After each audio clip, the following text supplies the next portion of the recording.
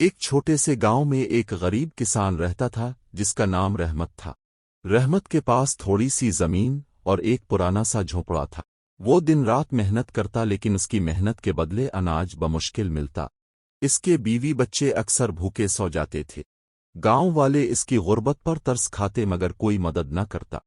ایک دن رحمت کھیت سے واپس آ رہا تھا کہ راستے میں اسے ایک بوڑھا درویش ملا۔ درویش نے اسے روک کر کہا، بیٹے تم تھکے ہوئے لگتے ہو۔ رحمت نے اپنی غربت اور پریشانی کی ساری کہانی سنائی۔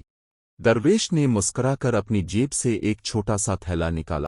تھیلے میں 5 چمکتے ہوئے بیج تھے۔ درویش نے کہا، یہ جادوئی بیج ہے، ان کو زمین میں لگا دینا۔ رحمت حیران ہوا اور پوچھا، یہ بیج کیسے جادوئی ہے؟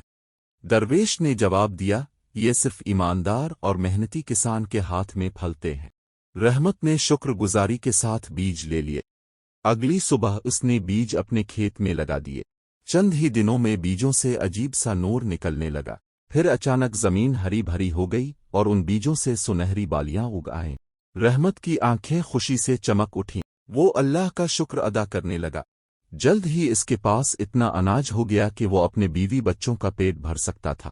یہ خبر گاؤں میں پھیل گئی کہ رحمت کے کھیت میں سونا اگ رہا ہے۔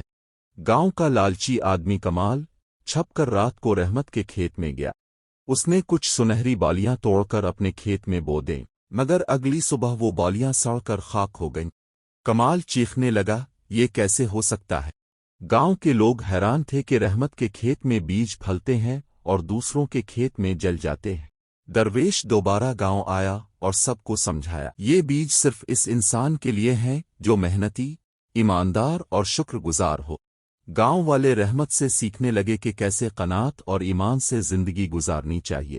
سبق یہ ہے، محنت، ایمانداری اور شکر گزاری سے اللہ برکت دیتا ہے، جبکہ لالچ اور خود غرضی انسان کو تباہ کر دیتی ہے۔